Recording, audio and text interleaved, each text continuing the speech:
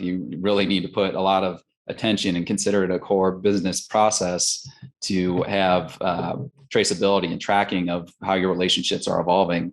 So that's where something like a CRM, a customer relationship management software system, is really critical. That was actually the first system that we set up before anything else at our company. Was, all right, we want to build these relationships for you. We're all young guys in our 30s. We see decades of doing this, so we want to do it the right way and really put in the foundation for that. So I'd say that's one of the biggest things that you should set up right from the start. Welcome to the How to Scale Commercial Real Estate Show. Whether you are an active or passive investor, we'll teach you how to scale your real estate investing business into something big. Keith Meyer is a multifamily apartment sponsor and syndicator acquiring properties across the Sun Belt. And fun fact, he's also a mobile home park owner. Keith, welcome to the show. I'm doing great, Sam. How you doing? Hey, man, I'm great. Thank you. Appreciate you coming on. Same 3 questions I ask every guest that comes on the show in 90 seconds or less. Can you tell me, where did you start? Where are you now? And how'd you get there? 90 seconds or less. Wow, that's a tall order. Let's see what we got. All right, time's ticking. So yeah, I started in the Midwest. That's where I'm from originally. Been out in the Southwest last couple years, by way of New Mexico. Live in San Diego, California currently. So I'm part of a multifamily syndication team now. We focus primarily on the Sun Belt states. So we've closed deals in Kansas City, a couple deals in Texas, a couple deals in New Mexico and Arizona over the last few years.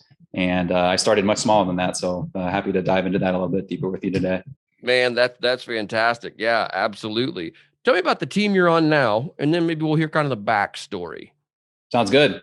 Yeah. So right now I'm a principal with Symphony Capital Group. We were founded about 2 years ago here in San Diego, one of 4 principals. We all come from a different background. So I think we've formed a really strong, cohesive team in that regard. I'm primarily on the front end, deal sourcing and vetting and acquisition side. So you just can imagine this hyper competitive environment. You really need to build in systems and competitive advantages to be able to not only source deals, but underwrite them and make competitive offers in a timely fashion. So I think my engineering and systems background has really lent itself to being able to hone that in and make that one of our core competencies. Yeah, absolutely. Yeah, it takes an engineer to really make something, a machine like that run really well. How did you guys pick the 4 of you? I mean, was it just? I mean, it's kind of hard. Finding partners is a challenge, let alone finding 4 at once that want to join up and form a company. It is. It's funny. I get asked that question a lot. It was very organic. So we met each other just through commercial real estate networking meetings around San Diego and kept bumping into each other on a regular basis. Saw that we all had obviously a similar work ethic, that we were showing up at 7:00 on a Tuesday night to attend these meetings. And we got to talking deeper and deeper and saw that we were kind of in similar facets of our real estate journey, although coming from different angles. So saw a lot of compatibility in that regard. And we, took it pretty slow at first in terms of looking how we could work together. And that ultimately culminated in forming a company. And now here we are in 2022 with over $100 million asset under management. And we're really a driving force in this industry. So very proud of where we came from and where we are today. Yeah, absolutely. Absolutely. That's that's really, really intriguing. So there's 4 of you eventually. How did you guys define roles? I mean, did you guys take personality tests and sit down and say, okay, this is what I'm good at? I mean, what did that look That would have been smart. Yeah, I know that's becoming kind of a popular approach, and that's not a bad one at all. Mm-hmm. We kind of bit the whole apple off and just saw what each other was good at and what we enjoyed doing. So, fortunately, again, we came from pretty different backgrounds. So I'd say we were 70% of the way there, just kind of common sense wise. And we were able to hone in the last 30% just through working together and building out systems and things like that. So it's funny, we just had our annual retreat back in December, and each year we kind of revolve and redefined our company roles a little bit. And this year had the least amount of changes because we had really had it pretty locked in and updated throughout the year. So it's nice to see that we kind of stuck to our guns of what we had planned from the previous year and had that laid out pretty well. Yeah, absolutely. Absolutely. Are all 4 of you full-time? Almost. We are getting there. That is a 2022 goal, and I'm very confident that we'll get there probably around halfway through the year. Right. Oh, that's absolutely awesome. I mean, that's a lot of assets to take down in a very short period of time. What are some of the things you feel like you've done right that others should emulate? I was thinking about that before the interview, and I would say one of the biggest things that does not get enough attention is staying organized and follow up. And I mean with individual people. We built up a big enough network and brand that we get introduced to all sorts of cool, interesting people that are very capable of helping us get to where we want to be. But you can't just shoot off the occasional email and then leave it at that and assume that they're going to follow up and you're going to remember what you talked about 3 weeks from now and all that stuff. You really need to put a lot of attention and consider it a core business process to have traceability and tracking of how your relationships are evolving. So that's where something like a CRM, a customer relationship management software system, is really critical. That was actually the first system that we set up before anything else at our company. Was all right, we want to build these relationships for you. We're all young guys in our 30s. We see decades of doing this, so we want to do it the right way and really put in the foundation for that. So I'd say that's one of the biggest things that you should set up right from the start. That's really intriguing. No one's come on the show and said that outright yet, and I think that's absolutely brilliant because there's so many different ways. I mean, so many different relationships we have, right? You've got peer to peer where it's like, oh, hey, you know what? You might be able to present opportunities to me. Then you've got you to your investor base, and that's a whole different set of relationships. I mean, there's a lot of relationships to keep track of. And to remember, hey, I wanted to connect Keith with person X, and then that's intriguing. What I know, there's a million of them, so you're not being called upon to sell one in particular. Oh no, yeah, I'm happy to talk about it. Yeah, so we use HubSpot. That's a system that I like a lot. Their free version is great, so it's really easy to get up and started with. Integrates with Gmail, so you can track set reminders to check on emails and set tasks and things like that.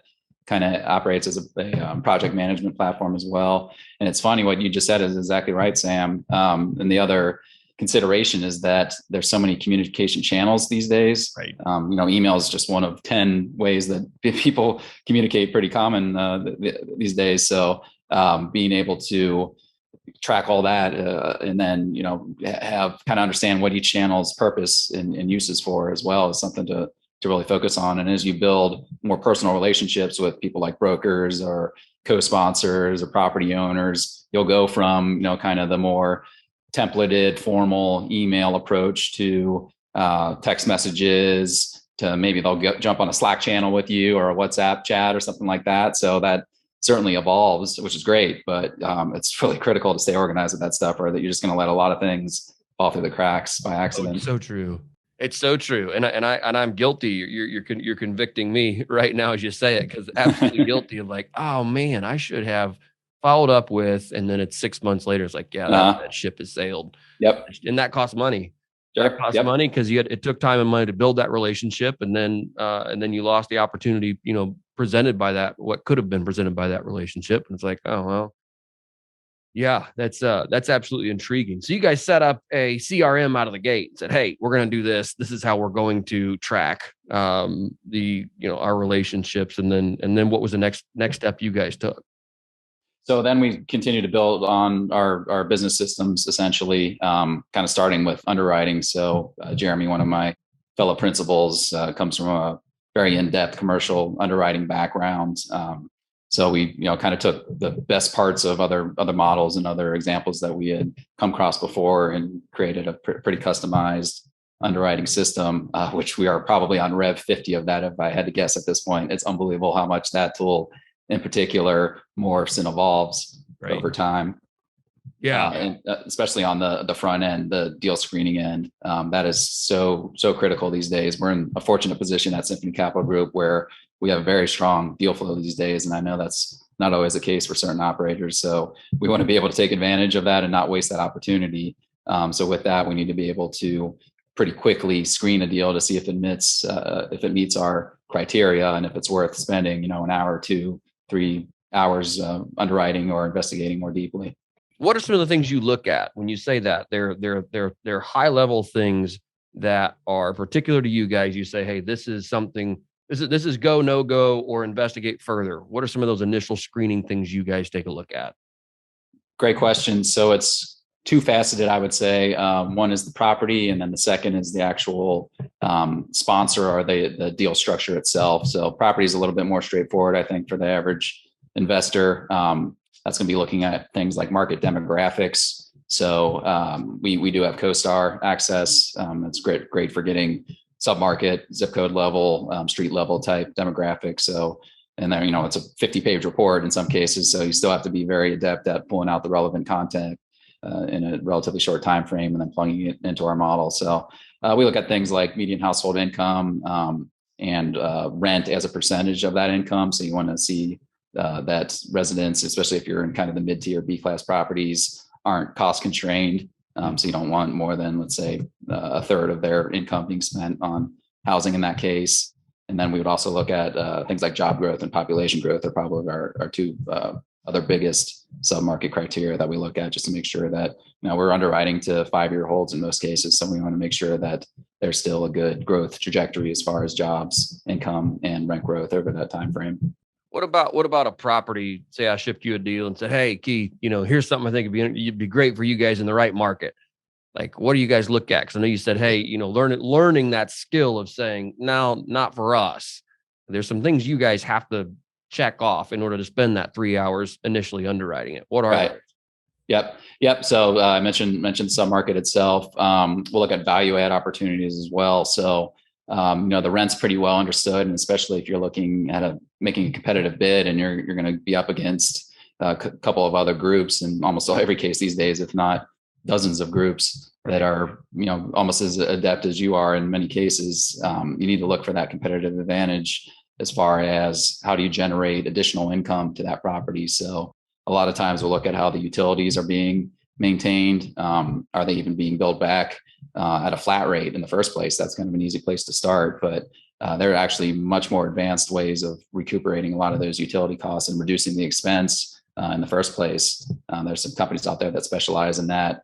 Coming from the mobile home park space, we're big on installing water sub-meters to monitor water usage and then get a real-time accurate read via a cellular network in that case. So a lot of emphasis, I would say, in that regard on utilities, and then also looking at the vintage and the infrastructure of the utility systems themselves. If you're dealing with a lot of older cast iron or concrete sewers or older plumbing water pipes that's not modern PVC, you're going to have to underwrite to a fairly substantial CapEx reserve because that's going to come one of these days. So that's something that can differentiate a property pretty quickly as well. And then there's some more creative income generators additionally that have become pretty popular in our arena on the apartment side. Things like internet tech packages, working with the telecom providers to institute those. Those are kind of win-win situations because you can bring high-speed internet capabilities. A lot of times they'll kind of upgrade the infrastructure on the building for you, and then you're offering that at a better price point to your end resident. But then it's also a value add to the building operator themselves. So that's something that we look at. Additionally, things like introducing more amenities, dog parks, covered parking, things like that, and then billing back for that accordingly. When you're in a 5-cap, 4-cap rate environment, and every dollar of income that you can generate results in $20+ of value to the property. Little things like that can really add up quite a bit over time. Absolutely. Let's hear the backstory, that you talked about. We haven't quite got to that. What were you doing in real estate before you guys formed Symphony Capital Group? Was that in mobile home parks, or tell us what that was? Yeah, so I started from a couple different angles. So my background's in kind of more traditional engineering, got my engineering degree in the Midwest, and started out in the corporate world, working in a couple different jobs in operations capacity. Nothing directly into real estate to start. I actually bought my first primary residence at a pretty young age in my early 20s in New Mexico. Lived in that for about 5 years. And then when I was making a career transition, still in the corporate world, this was about 10 years ago, out to San Diego, decided to hang on to that property and try out this whole landlord thing. So that was my first direct personal introduction into being a rental property operator.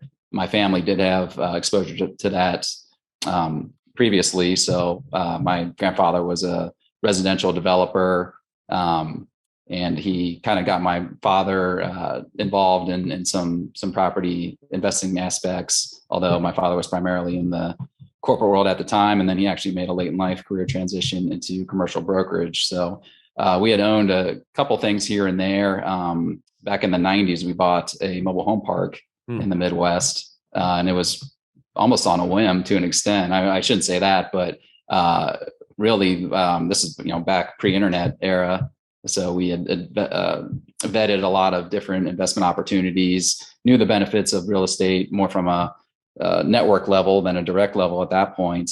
And of all things, came across, settled on mobile home parks is the best investment at the time. And it's funny how right we were. And I wish we would have been more emphatic about it back then, because that was back in the days of 15, 20 caps. And now they're almost as low as apartment buildings are right now. It's unbelievable what's happened in that industry. So that is to say, all those different exposure points kind of planted the seed in the back of my mind, I'd say. And then, when I became a direct landlord on that single family, saw how things work, how the tax implications are, how nice it was to have a couple $1,000s of cash flow each month. And, that kind of started the genesis, I would say. And that's my start. And then there's been a bunch of steps between there and over the last 10 years to how I've gotten to where I am today.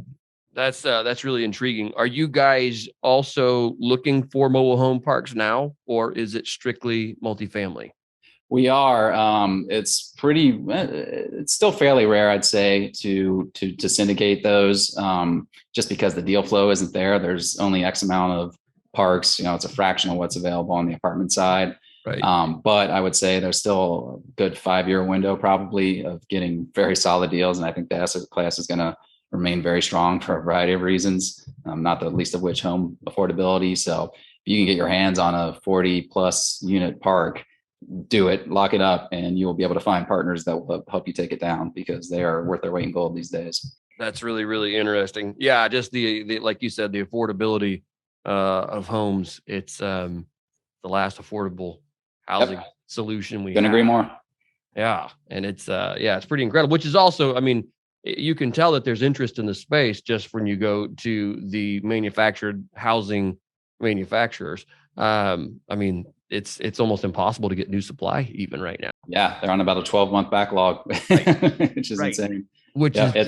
Same issue we're seeing on, site built housing as well. There's just not enough supply of it right now. So demand's through the roof. Right. Yeah. That'll be interesting to see certainly where that goes. 2022. What do you guys want to do in 2022? A lot of things. So like I mentioned earlier, we did our annual retreat back in December, and it was nice to be able to take some time to work on the business and not just in the business scrambling and hustling every day. So we actually set aside some time to map this out appropriately. And, we have our goals as far as acquisitions and equity raise and things like that. And that's really a big part of our mission statement, is being able to raise equity, because what we're doing is we're bringing our investor network into quality deals. So we want to make that number as big as possible. And we're proud of where we were last year, but we want to 10x that this year if we can. And fortunately, with the deal flow that we have, if we're able to execute appropriately, I feel very confident in doing that this year. So I would think we're going to have maybe an acquisition every month, something like that would be a realistic goal for us. And we're on pace for that at this point. Man, that's fantastic. Absolutely fantastic. Keith, let's jump here into the final 4 questions. And you may have already answered this, but what is one tool or resource you find you can't live without? So I mentioned the CRM. I also like a project management system. So we use Monday.com to kind of manage our deal pipeline, essentially. So you have the people pipeline management through the CRM, and then you have the deal acquisition and execution pipeline management more through a traditional project management type software. So that's a really good one. Right. Oh, that's great. That's great. What is one mistake you can help our listeners avoid, and how would you avoid it? Don't be afraid to ask for referrals or to get involved. That's part of the reason why I'm really, really drawn to the real estate industry in particular, is how willing people are to help, to give out information, invaluable information for free. And they're very willing to do that, to share, because it is such an abundant industry. So if you have a question, there's tons of online platforms or meetings, or you pick up the phone and call somebody, reach out on LinkedIn, and chances are you're going to get a solid response. Fabulous. Question number 3, when it comes to investing in the world, what's one thing you're doing right now to make the world a better place? Well, yeah, we are proud of our involvement in affordable housing. And again, that's something that I caught on to pretty early, I would say, is the growing need for that, and how the world and in our country, maybe in particular, is not doing a great job of providing that. So, we target properties to where we could still remain affordable by those metrics. And we're getting deeper into the actual subsidized housing space as well, because I see a long runway for that. I think we're going to be left with no choice but to try to improve the access to that type of housing. Right. So that's something that I'm pretty passionate about personally. That's awesome. Keith, if our listeners want to get in touch with you or learn more about you, what is the best way to do that? So our website is symphonycapitalgroup.com. My email is keith@symphonycapitalgroup.com. We're all over all the social media channels. Can't miss us. Instagram, LinkedIn, Facebook. My partner, Ellis Hammond, runs an amazing YouTube channel with a ton of good real estate educational content on there. So check out Ellis Hammond's YouTube channel. And then, sign up for our email list, because we send out a lot of good content. We just did an educational webinar today on how, kind of what we talked about, how to screen and vet a deal, and what criteria specifically in 2022 you want to look at if you're wanting to get into a syndication as a limited partner with investment capital. That's awesome. Keith, thank you for your time today. I certainly appreciate it. You as well, Sam. Great talking to you. Take care.